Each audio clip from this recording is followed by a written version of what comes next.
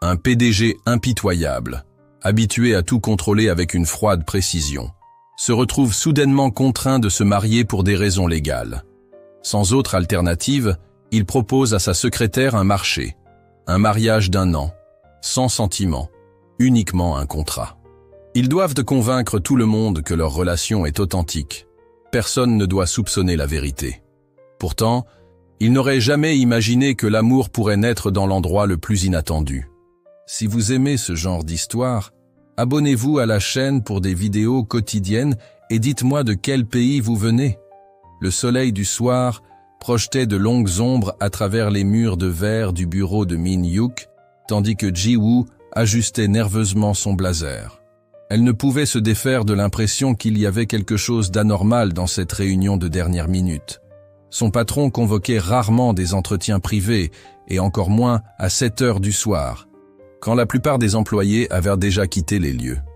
Min-hyuk était assis derrière son imposant bureau, le visage impassible comme à son habitude.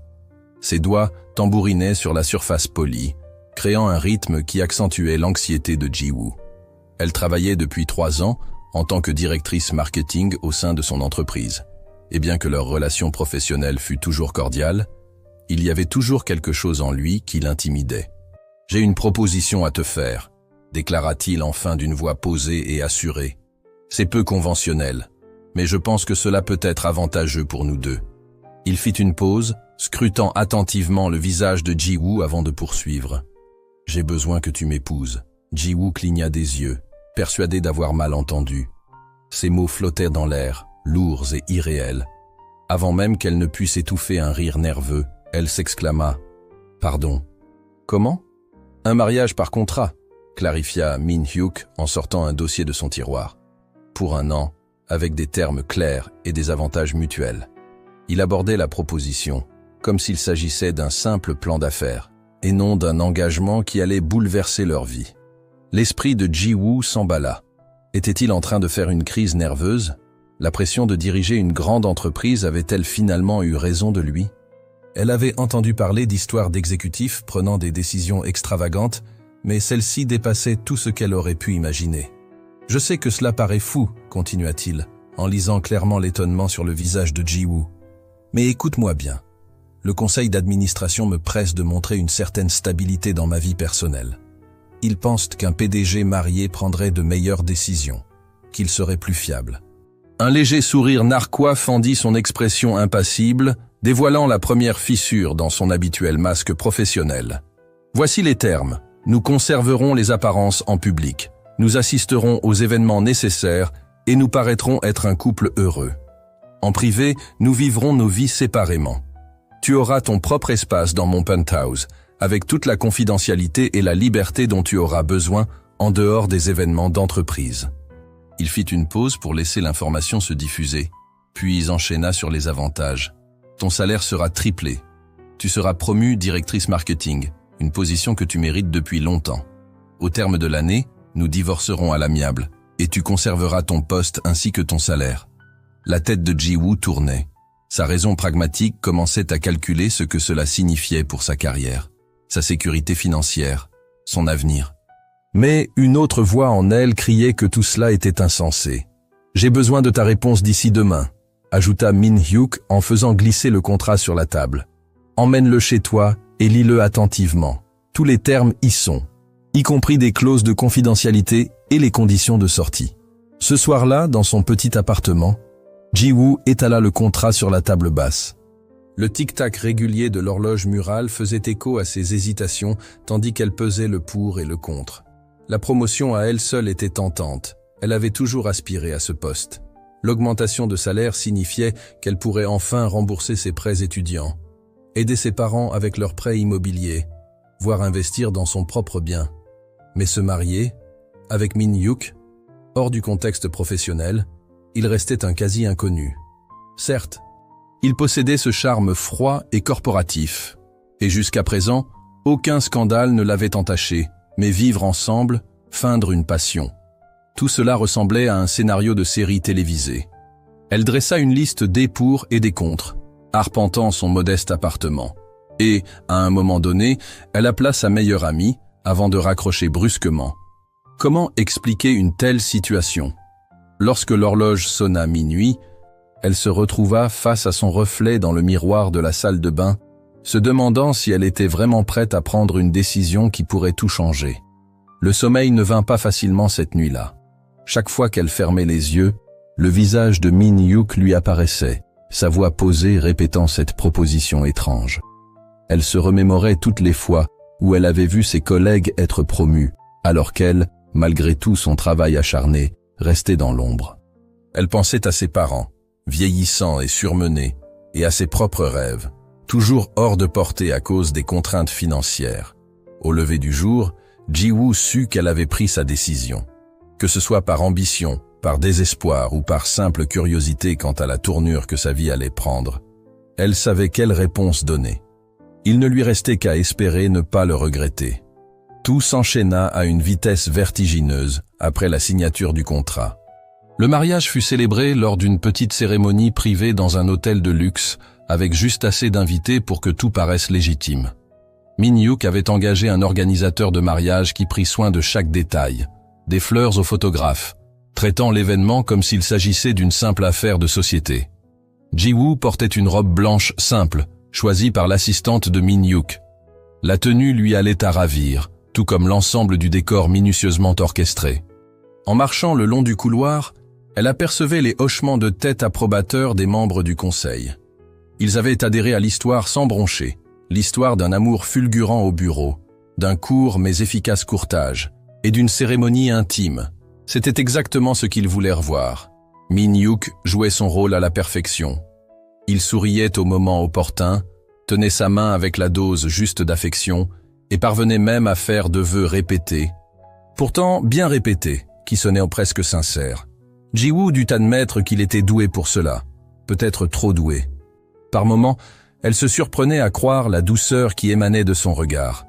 Le photographe les guida pour une série de poses dans le jardin de l'hôtel. « Plus près », répétait-il. Et Min-hyuk la rapprochait en posant sa main chaude sur sa taille. Ji-woo souriait, jusqu'à ce que ses joues lui fassent mal. Essayant de ressembler à une femme éperdument amoureuse, plutôt qu'à quelqu'un qui se demandait si elle venait de commettre la plus grosse erreur de sa vie. Lors de la réception, Min-hyuk passait son bras autour de ses épaules tout en remerciant les invités, allant de table en table. Il l'avait informé des noms et des relations de chacun, comme s'il se préparait pour une présentation d'affaires. Elle remarquait que sa prise se resserrait légèrement lorsqu'ils approchaient de certains membres influents du conseil, un geste subtil pour lui signifier d'intensifier son jeu. Dès qu'ils franchirent le seuil du penthouse de Min-hyuk, désormais leur domicile commun, tout changea. L'étreinte chaleureuse disparut, le sourire bienveillant s'effaça du visage de Min-hyuk. Il défit sa cravate et se dirigea directement vers son bureau, la laissant seule dans le vaste salon avec sa petite valise. « Ta chambre se trouve au bout du couloir, à droite », appela-t-il par-dessus son épaule. « La gouvernante a déjà approvisionné ta salle de bain en tout ce dont tu pourrais avoir besoin.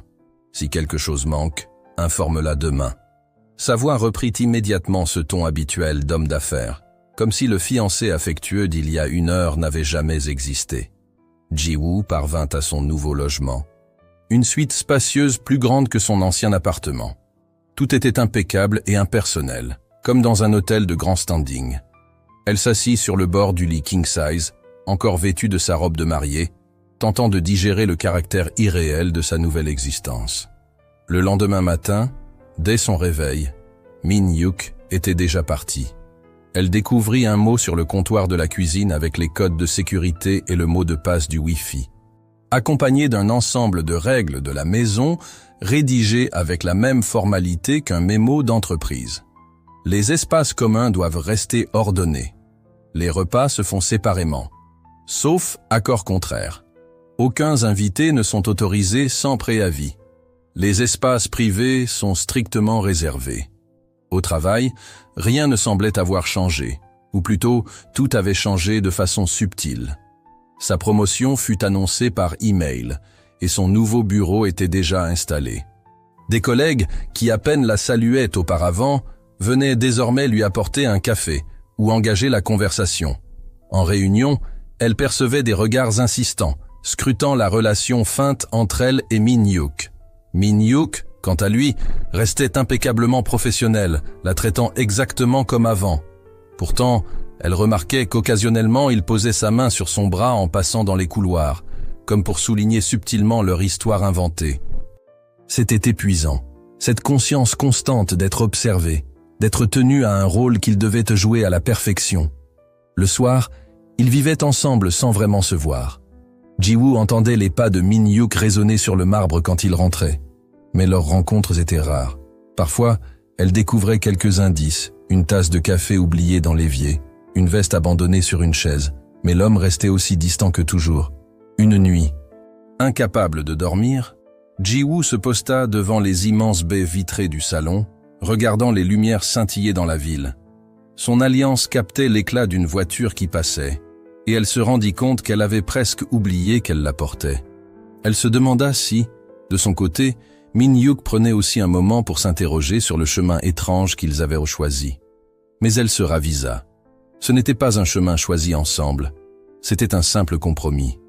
Plus vite elle accepterait cela, plus l'année serait supportable. Les semaines qui suivirent s'écoulèrent au rythme d'une étrange normalité. Ji-woo apprit à vivre au rythme des matins silencieux du vaste penthouse, ajustant sa routine pour éviter de croiser Min-hyuk. À 6h30, elle entendait ses pas, le bruit de la cafetière et le cliquetis de ses chaussures sur le parquet. Quand elle apparaissait, aux alentours de 7h15, il avait déjà disparu, laissant derrière lui seulement l'odeur de son parfum coûteux et une tasse de café encore chaude. Elle ne demandait jamais ce café, et lui ne faisait jamais de commentaires à ce sujet. Il apparaissait toujours, préparé exactement comme elle l'aimait, un détail acquis par l'observation lors de multiples réunions. La première fois qu'elle le trouva, elle fut tentée de le jeter par dépit, mais cela lui parut puéril. Alors elle le but, se disant que ce n'était qu'un élément de leur mascarade. Au travail, leur journée prenait une allure presque chorégraphiée. Ils avaient perfectionné l'art de faire semblant d'être un couple éperdument amoureux, tout en échangeant à peine quelques mots.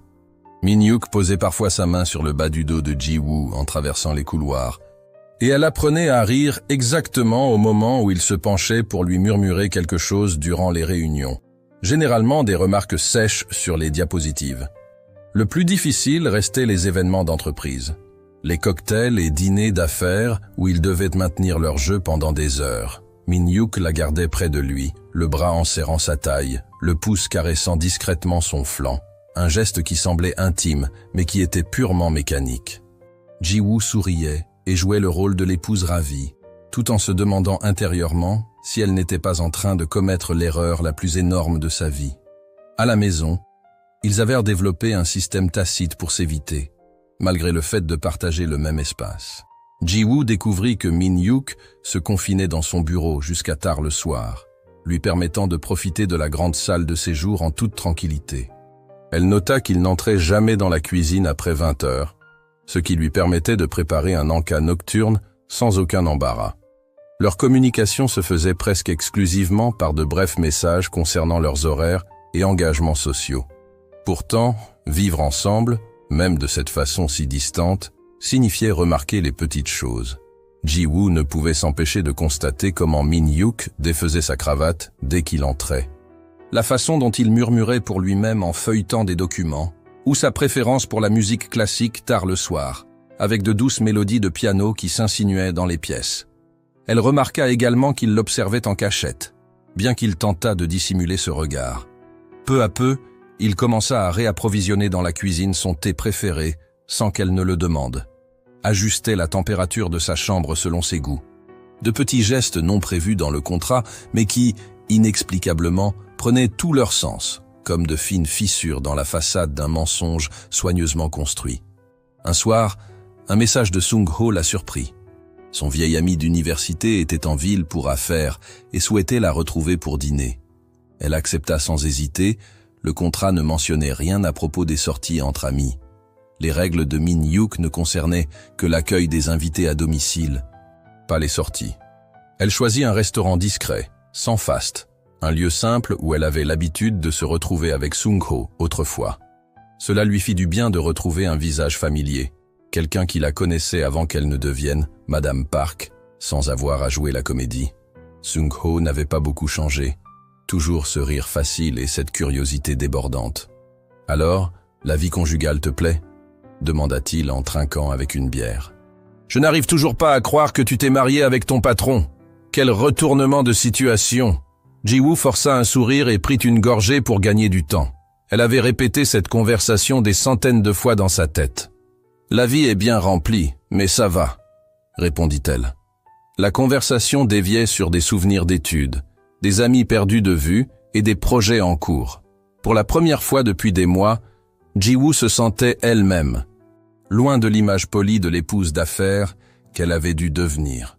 Tout se passait bien jusqu'au moment où elle aperçut une silhouette familière s'approcher de leur table.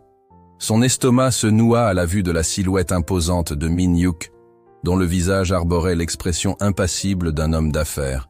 « Désolé pour le retard, ma chérie », dit-il doucement en posant sa main sur son épaule.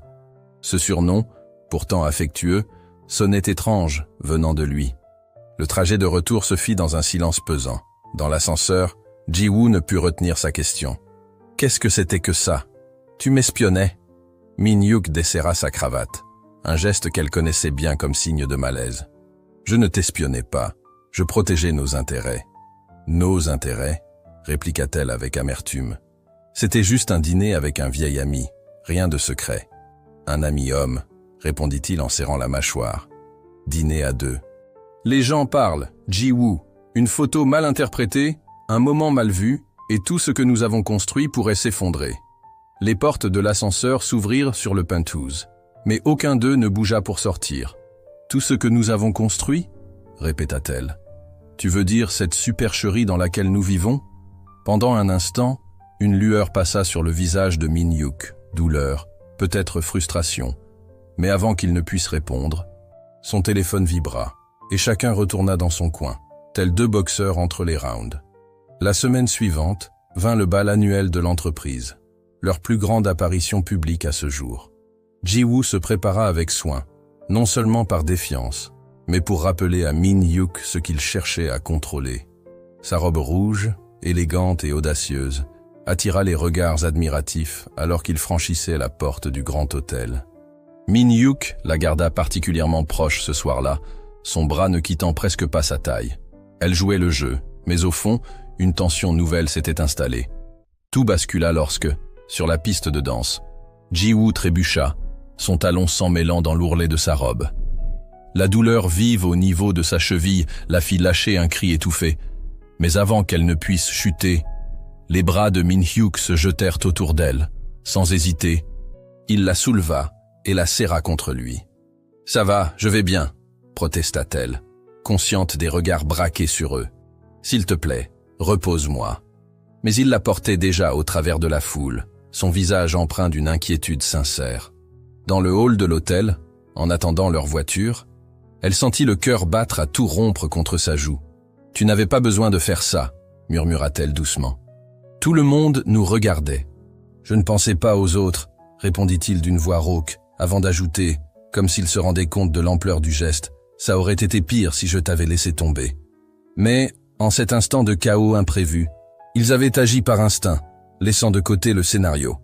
Les barrières qu'ils avaient soigneusement érigées commençaient à se fissurer, et aucun d'eux ne savait comment y remédier. De retour au penthouse, Min-hyuk insista pour l'accompagner jusqu'à sa chambre, bien qu'il sache qu'elle pouvait marcher, quoique avec une légère boiterie. Arrivé devant sa porte, il s'arrêta, comme s'il désirait dire quelque chose de plus, puis se contenta d'un hochement de tête avant de s'éclipser, la laissant seule avec son cœur battant la chamade et la certitude que leur supercherie se déliterait. Cette nuit-là, Ji-woo s'endormit sur le canapé. Mais cette fois, Min-hyuk ne se retint pas. Il la couvrit d'une couverture, et, dans un geste tendre, il écarta une mèche de cheveux qui lui tombait sur le visage. Au matin, elle se réveilla dans son propre lit, sans se souvenir de la manière dont elle y était parvenue. La couverture du salon demeurait encore autour d'elle. Au petit déjeuner, Min-hyuk agissait comme si de rien n'était, mais quelque chose avait changé. Ses ordres matinaux concernant les horaires et l'apparence s'accompagnaient désormais de petites pauses, comme s'il laissait transparaître une vulnérabilité jusque-là cachée. Peu à peu, les règles qu'ils avaient eux-mêmes établies commençaient à se briser. Les limites, soigneusement tracé, s'évanouissait, remplacé par quelque chose qu'aucun d'eux n'avait prévu. Ji-woo en vint à attendre avec impatience ces moments partagés, ces repas ensemble, ces soirées de travail en parallèle interrompues par des échanges spontanés. Même après la guérison de sa cheville, cette nouvelle routine perdurait. Personne n'osait en parler directement.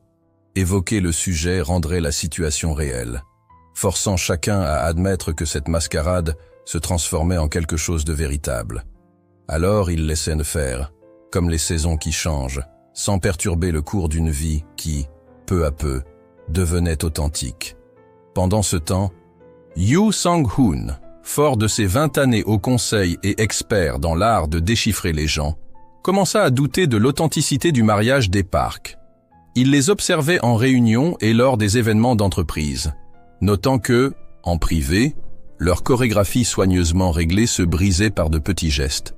Une caresse prolongée, un regard échangé furtivement, ou cette distance maintenue au bureau qui ne s'effaçait qu'en présence d'autrui. Finalement, lors d'une réunion du conseil, Sang-hoon présenta ses conclusions. Il étala sur la table des photographies et des documents, exposant les preuves que Min-hyuk et Ji-woo menaient en réalité des vies séparées en dehors de l'apparence publique. L'atmosphère se fit lourde. Min-hyuk, dont la main serrée dans celle de Ji-woo se faisait discrètement sentir sous la table, gardait un air impassible, mais son visage trahissait une angoisse qu'il ne montrait jamais. « C'est vrai », déclara soudainement Ji-woo en se levant, faisant taire les murmures ambiants. Ce mariage a débuté par un contrat. La salle se figea.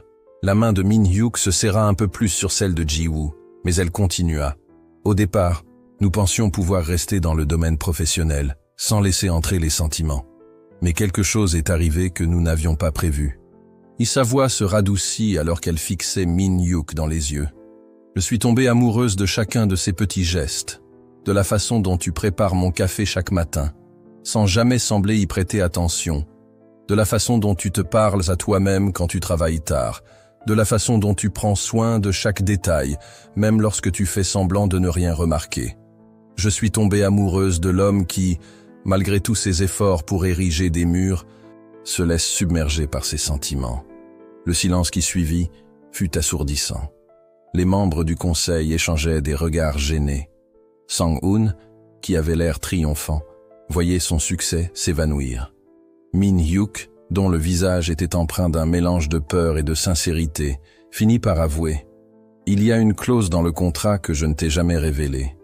Si je devais développer de vrais sentiments pour toi et que tu les rejetais, je perdrais tout, l'entreprise, ma position, tout. » Le cœur de Ji-woo manqua un battement. « Pourquoi as-tu ajouté cela dans le contrat ?» D'une voix brisée, Min-hyuk s'exclama « Parce que j'avais peur. Dès l'instant où je t'ai choisi, j'ai su que tu étais imprévisible.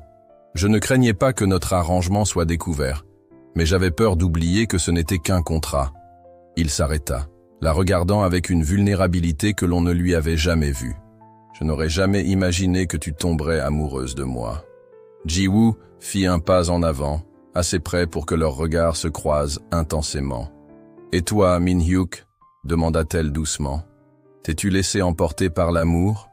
Il poussa un soupir, et dans ses yeux brilla une intensité sincère. « Je ne sais plus comment m'empêcher de t'aimer.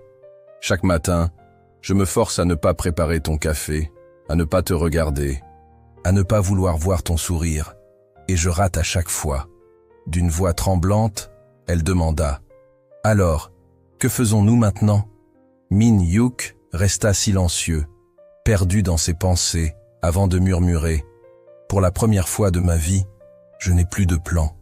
Tout ce que je sais, c'est que l'idée de te perdre me terrifie plus que tout le reste. » Ji-woo s'approcha, laissant sa décision parler pour eux deux. Peut-être est-il temps d'arrêter de penser à ce que nous pourrions perdre et de commencer à envisager ce que nous pourrions gagner. Il resta là, la main hésitant, juste au-dessus de son visage, comme s'il redoutait de franchir la dernière limite. « Et si nous nous trompions ?» murmura-t-il. « Et si tout s'effondrait ?» Elle se pencha encore plus près et, résolue, répondit « Et si nous réussissions ?» Le lendemain matin, Min-hyuk convoqua une réunion extraordinaire du conseil. Dans son bureau, Ji-woo regardait l'invitation sur son ordinateur, le cœur en tumulte. Il n'avait rien expliqué de ses plans, et depuis leur conversation intense, ils s'étaient retrouvés pour la première fois depuis des semaines, en rentrant séparément, chacun ayant besoin de temps pour réfléchir. L'ambiance au bureau était saturée de rumeurs. La nouvelle de l'éclatement dramatique de la veille s'était répandue, et Ji-woo sentait les regards peser sur elle alors qu'elle se dirigeait vers la salle de conférence. Elle choisit une place à l'arrière, loin de la table principale où elle avait l'habitude de s'asseoir aux côtés de Min-hyuk. Lorsqu'il entra, elle eut du mal à le reconnaître. Le costume impeccable et la cravate soigneusement nouée avaient été remplacés par une simple chemise blanche aux manches retroussées, le col ouvert, comme s'il se préparait à affronter une bataille plutôt qu'à siéger devant le conseil. « J'ai convoqué cette réunion », commença-t-il d'une voix ferme, sans détour, pour clarifier les événements d'hier. Sa voix, bien que posée, trahissait la tension accumulée. « D'abord, oui, notre mariage a débuté par un contrat. Je ne vais pas insulter votre intelligence en le niant. J'ai pris une décision en pensant au bien de l'entreprise et j'ai usé d'un subterfuge pour y parvenir. Pour cela, je vous demande pardon. » Les membres du conseil se tortillaient dans leur siège. Sang-hoon, le regard empreint d'une lueur triomphante, se pencha en avant, mais Min-hyuk ne s'arrêta pas là. Cependant, ce qui avait commencé comme un simple arrangement d'affaires s'est transformé en quelque chose de totalement différent. Quelque chose de réel, quelque chose que je ne suis pas prêt à perdre. Je prends une décision. Il sortit un dossier de sa mallette et le déposa sur la table. Je démissionne de mon poste de PDG, avec effet immédiat. La salle éclata en murmures et protestations, mais Min-hyuk resta imperturbable, ses yeux ne quittant pas le visage stupéfait de Ji-woo. Le contrat prévoyait que si je développais des sentiments pour toi et que tu me les renvoyais, je perdrais tout. Mais je n'attendrai pas un rejet. Je choisis de m'éloigner de mon poste de mon plein gré. Il s'avança vers la place de Ji-woo, alors que le brouhaha de la salle s'évanouissait. Se mettant à genoux devant elle, il déclara « J'ai passé toute ma vie à bâtir cette entreprise, à faire des choix sûrs, à calculer les risques. Mais aimer quelqu'un comme toi n'est pas un risque à mesurer. C'est la chose la plus certaine que j'ai jamais ressentie. » Sa voix était tremblante. Puis il ajouta « Cette fois, il n'y a pas de contrat. Il n'y a ni terme, ni condition, ni clause. Je te demande simplement, veux-tu rester avec moi? Pas dans le cadre d'un arrangement d'affaires, ni comme une manœuvre stratégique, mais simplement parce que tu le souhaites. » Un silence absolu s'installa dans la salle. Tous les regards se tournèrent envers eux, mais pour la première fois, ils ne se souciaient pas de paraître. Cet instant n'était pas destiné à la mise en scène. C'était la vérité, crue et sincère. Peu après, Ji-woo ressentit le besoin de prendre du recul. Elle prit une semaine de congé, ignorant les messages incessants et les spéculations dans la presse économique, et se rendit dans la maison de ses parents à la campagne, où l'air frais l'aida à remettre de l'ordre dans ses pensées. Sa mère ne lui posa aucune question à son arrivée, se contentant de lui servir les plats de son enfance et de la laisser s'installer dans le jardin pendant des heures. Entourée des fleurs du potager maternel, Ji-woo finit par assimiler tout ce qui s'était passé. Elle repensa au contrat qui avait tout déclenché, désormais relégué au fond du tiroir du bureau de Min-hyuk. Elle songea à la manière dont les règles et limites qu'ils avaient dressées s'étaient effacées, remplacées par des instants authentiques. Le café préparé chaque matin, les repas partagés. Ces silences complices qui n'avaient jamais figuré dans le contrat. Min-hyuk, respectant son besoin d'espace, lui envoya un unique message. « Prends tout le temps qu'il te faut. Je serai là. » La simplicité de ces mots fit monter les larmes aux yeux de Ji-woo, lui rappelant le chemin parcouru depuis leurs premiers échanges maladroits. Un soir, alors qu'elle se trouvait assise sur la vieille balançoire du jardin, son père s'approcha et lui offrit une tasse de thé. Après un long silence confortable, il finit par parler. « Tu sais, ta mère et moi avons eu un mariage arrangé. » Ji-woo fut surprise. Elle n'avait jamais su cela. Nos parents avaient organisé notre union. Nous nous sommes rencontrés à peine 3 fois avant le mariage. J'étais terrifié, se souvint-il en riant doucement. Mais tu sais quoi? Cet arrangement nous a réunis, mais ce n'est pas ce qui nous a maintenus ensemble. L'amour est venu ensuite, dans les petits gestes du quotidien, dans le choix de rester ensemble jour après jour pour bâtir quelque chose de réel. De retour à Séoul. La ville semblait différente pour Ji-woo. Elle prit un taxi jusqu'au penthouse, le cœur battant la chamade à mesure que l'ascenseur montait. En entrant dans le salon, elle trouva Min-hyuk entouré de papiers, les cheveux en bataille, comme s'il s'était passé la journée à se creuser la tête. Il la regarda, se leva immédiatement, lui laissant l'espace nécessaire pour que la décision lui appartienne entièrement. « J'ai beaucoup réfléchi », dit-elle doucement en posant son sac, sur les contrats, les arrangements et sur la manière dont la vie ne suit jamais le plan qu'on s'est tracé. Min-hyuk resta silencieux, attendant qu'elle continue. J'ai pensé à toutes les raisons pour lesquelles cela ne fonctionnerait pas, à la façon dont nous avons commencé avec un mensonge, à la complexité de tout ce qui s'est ensuivi, et aux innombrables façons dont cela pouvait mal tourner. Elle fit un pas de plus vers lui. Mais j'ai réalisé une chose. Le contrat nous a réunis, certes, mais ce n'est pas ce qui m'a fait tomber amoureuse de toi. Cela est arrivé dans ces moments où nous n'étions pas en train de jouer un rôle, quand nous étions simplement nous-mêmes. Debout devant lui, elle conclut. Alors, essayons pour de vrai. Sans contrat, sans clause, sans condition. Juste nous, pour apprendre à nous connaître jour après jour. Un sourire lent et sincère illumina le visage de Min-hyuk, telle l'aube se levant doucement. Il se pencha pour effleurer son visage, hésitant un instant, comme si ses vieilles habitudes refusaient de disparaître d'un coup. Mais Ji-woo se rapprocha, l'enlaça fermement. « À partir de maintenant, tu vas devoir me parler vraiment », murmura-t-elle contre sa poitrine. Fini les messages cachés dans des tasses de café ou des couvertures. Il la fit rire d'un rire profond. « Je peux faire ça », répondit-il. « Et même si je garde bien sûr la tradition du café. »« Et l'entreprise » ajouta-t-elle en se détachant légèrement pour le regarder dans les yeux. « Es-tu sûr de vouloir tout abandonner ?» Min-hyuk passa un doigt dans ses cheveux avec tendresse. « Le conseil a rejeté ma démission, » confessa-t-il. Ils ont dit qu'un PDG capable de renoncer à tout par amour est exactement le genre de leader qu'ils recherchent, même si Sang-hoon n'était pas très content de la nouvelle. Ji-woo sourit en se remémorant l'expression frustrée de leur antagoniste. « Alors, qu'allons-nous faire maintenant ?»« Maintenant, » répondit Min-hyuk en la serrant à nouveau. « Nous recommençons, sans scénario, sans simulation, juste nous, pour bâtir quelque chose de réel. »« Ça fait un peu peur, » murmura-t-elle. « Oui, » admit-il. « Mais je crois que nous avons déjà appris à affronter ce qui fait peur, ensemble. » Dehors, la ville continuait sa course effrénée. Inconsciente que, dans un penthouse perché au-dessus de ses rues, un contrat prenait fin et qu'une véritable histoire d'amour commençait. Pas avec de grands gestes ou des déclarations théâtrales, mais avec des vérités simples et le courage discret de choisir chaque jour de s'aimer, sans signature, simplement avec le cœur.